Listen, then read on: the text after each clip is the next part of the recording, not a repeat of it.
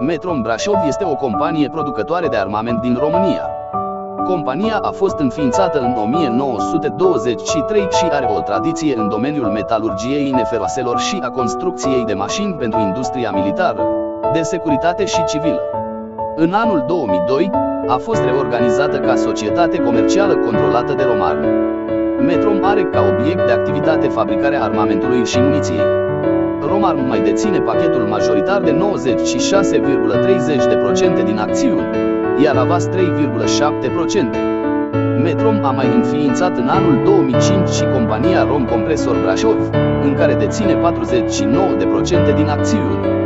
Istoricul companiei începe în 1923 prin înființarea companiei româno-austriacă, numită Farola, care producea sârmă, tablă și cabluri din cupru pentru motoarele utilajelor căilor ferate.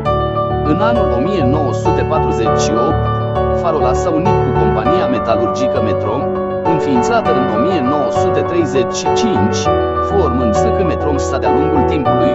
Compania a produs motoare pentru drujbe, compresoare de aer, motoare pentru utilaje de tăiat iarbă, compresoare de aer pentru camioane, tractoare și locomotive electrice. O mică problemă în România este că în fostele uzine nu mai este urmă de muncitori, totul s-a privatizat și după s-a vândut. Au rămas doar halele abandonate în picioare.